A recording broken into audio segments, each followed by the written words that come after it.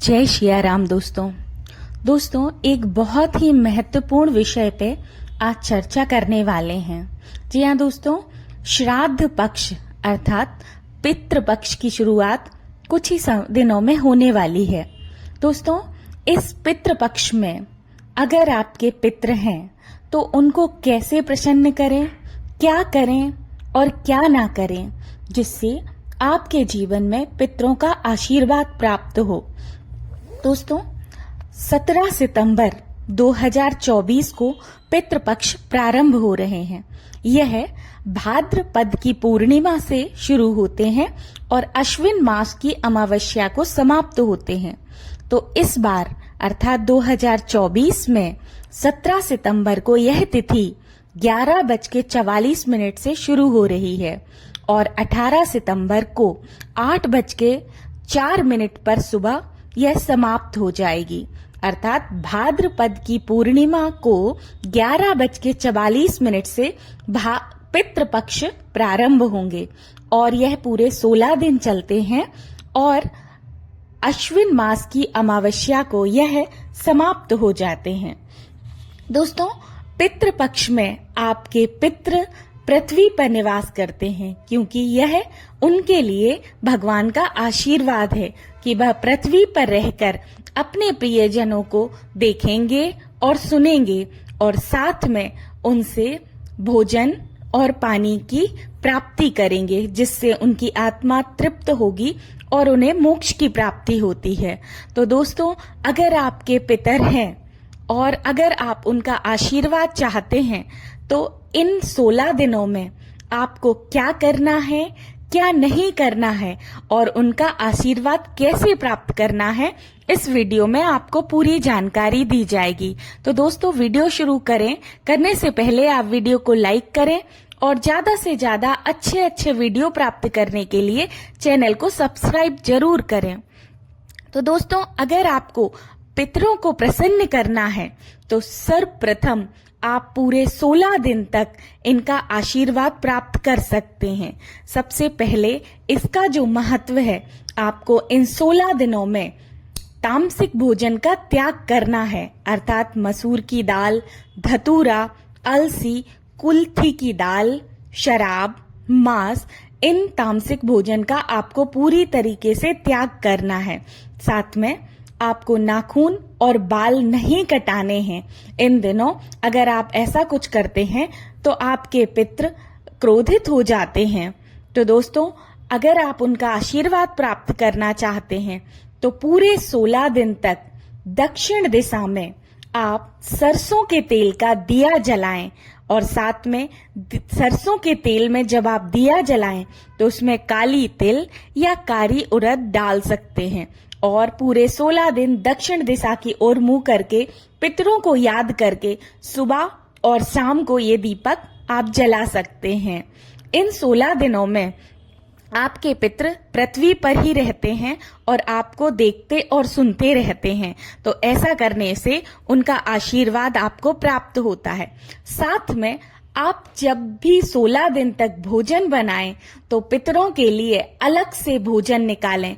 भोजन बनाते समय आपको उसको बिल्कुल भी चखना नहीं है, उसको जूठा नहीं करना है और अपने भोजन में से कुछ हिस्सा पितरों को निकालें, उनको भोग लगाएं और उसके पश्चात या तो किसी ब्राह्मण को खिलाएं, अन्यथा आप गाय, कुत्ते या कौवे को खिला सकते हैं। साथ में आप उनको भोग लगा सकते हैं। इसके पश्चात अगर कोई भी व्यक्ति आपके दरवाजे पे भूखा आपको खाना मांगने आता है तो आप उसको निराश बिल्कुल नहीं करें। घर के आए हुए अतिथियों का सम्मान करना है। इन 16 दिनों में उनका अपमान नहीं करना है। पितरों की पूजा का समय जो निर्धारित हुआ है वो दोपहर का समय है। दोपहर में आप उनको भोग लगाएं, दिया जलाएं और उनकी पूजा करें। दोस्तों, ऐसा करने से आपके पितृ आपसे बहुत जल्दी प्रसन्न होंगे और 16 दिन के पश्चात वो खुशी खुशी पृथ्वी लोक से विदा होंगे और आपको, आपकी उन्नति को, आपके जीवन में जिस कोई भी समस्या होगी उनको दूर होने का आशीर्वाद देते जाएंगे। तो इसलिए इन पितृपक्ष में आप बहुत सावधानी के साथ कार्य कर सकते हैं। साथ में आप रात्रि में अपनी किचन को पूरी तरीके से साफ करके एक लोटा शुद्ध जल का रखें और सुबह उठकर अपने दरवाजे पे वह जल पितरों का नाम लेके डाल सकते हैं। उससे आपके पितर भूख और प्यास से अगर व्याकुल होंगे तो वो तृप्त होते हैं और आपको आशीर्वाद देते हैं। साथ में इस बात का बहुत ही ज्यादा आपको ध्यान रखना है कि इन 16 दिनों में जो एकादशी पड़ती है उसका व्रत रखना है। सुबह जब आप व्रत का संकल्प लेते हैं तो उसमें आपको अपने पितरों के निमित्त संकल्प लेना है और उस एकादशी का जो पुण्य प्राप्त होगा उसको पितरों के लिए दान करना है। इससे आपके पितृ अगर किसी खराब योनि में होंगे तो वो मुक्त हो जाएंगे और जब कोई पितृ मुक्त होता है तो आपको आपकी उन्नति के लिए, आपके सुख संपत्ति, घर परिवार को सुख देने के लिए आशीर्वाद देके जाता है। तो ध्यान रखना दोस्तों, अगर आपको किसी प्रकार की परेशानी है तो इस समय आप अपने पितरों का बहुत आशीर्वाद प्राप्त कर सकते हैं। साथ में आप एक बहुत महत्वपूर्ण काम ये कर सकते हैं कि जब आप सुबह उठते हैं तो आपको अपने घर के दरवाजे को स्वच्छ करके उन पे आपको रंगोली बनानी है और अपने पितरों के लिए आवाहन करना है, क्योंकि उसके पश्चात आप जो भोजन देंगे उसी भोजन को वो ग्रहण करेंगे किसी गाय, कौए या फिर कुत्ते के रूप में आके। इसलिए जरूर से जरूर भोजन का कुछ अंश निकाल के आपको देना है। इस समय एकादशी के दिन आपको ब्राह्मण को मंदिर में जाके अपने पितरों के निमित्त दान करना है। आप जितना दान करेंगे उतना आपको आशीर्वाद प्राप्त होगा दोस्तों। तो आप जितना हो सके उतना दान करें।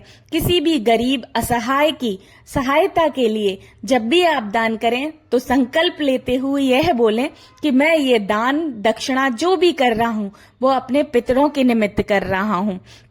तो दोस्तों आपको ये पूरे समय करना है। हालांकि इस पितृपक्ष में जो भी लोग पानी देते हैं अपने पितरों के लिए उनके नियम और उपाय अलग अलग होते हैं, लेकिन यह जो उपाय मैं बता रही हूँ वो सामान्य जन के लिए बता रही हूँ जो पानी नहीं देते हैं या कोई अलग से काम नहीं करते। अगर आप इस समय अगर आपके पितरों का दिन है, कोई तिथि है, तो उस दिन आप उनके पितरों के निमित्त श्राद्ध कर सकते हैं। श्राद्ध करके आप ब्राह्मणों को भोजन कराएं और कौए, गाय, कुत्ते को भी भोजन कराएं। इससे उनके द्वारा आपके पितरों तक यह भोजन पहुंच जाएगा और वो इस पृथ्वी लोक में अगर वो भटक रहे हैं तो उनका उद्धार होगा और वो आपको पर्याप्त आशीर्वाद देके जाएंगे। और जिनको भी यह तिथि नहीं मालूम कि उनके बड़े बुजुर्ग किस तिथि पे समाप्त हुए हैं, तो अमावस्या के दिन सब तिथि अभूत तिथि होती है, उस समय आप यह श्राद्ध कर सकते हैं। आप अपनी सुहागन स्त्रियां अगर खत्म होती हैं तो उनकी श्राद्ध के लिए आप सुहागले कर सकते हैं, जिसमें सुहागन महिलाओं को आप सुहाग का दान करें उन महिलाओं के निमित्त। और अगर पुरुष की श्राद्ध पड़ती है तो आप बाकायदा उनकी पूजा अर्चना करें और भोजन कराएं। तो दोस्तों आपको इस बात का ध्यान रखना है सबसे ज्यादा कि इन 16 दिनों में अपने पितरों को दक्षिण मुख होकर भोग लगाना है और उनको तिलक लगाएं तो अपनी अनामिका उंगली से लगाएं, अर्थात इंडेक्स फिंगर से, और उसके पश्चात उनको हवन भोग दें और दक्षिण की ओर मुख करके दिया जलाएं। ये आपको जरूर से जरूर करना है। इससे आपके पितृ भी प्रसन्न होंगे। और अगर आपके घर में लड़ाई झगड़े होते हैं, कार्य में उन्नति नहीं हो रही है या आप गरीबी का सामना कर रहे हैं, ये सब पितृ दोष के कारण होता है। तो जब आपके पितृ आशीर्वाद देके जाएंगे तो इन समस्याओं का छुटकारा हो जाएगा। और पति पत्नी में झगड़ा होता है और आपका कुछ आर्थिक स्थिति सही नहीं है तो वो सब 16 दिन के अंदर आपकी बिल्कुल अच्छी हो जाएगी। तो दोस्तों अगर वीडियो पसंद आ रही हो या आपको थोड़ा सा भी ऐसा लग रहा हो कि ये जानकारी आपके लिए उपयोगी है तो वीडियो को लाइक जरूर करें और चैनल को सब्सक्राइब करें। तो दोस्तों इसके साथ मैं विदा लेती हूँ। जय जय श्री राम।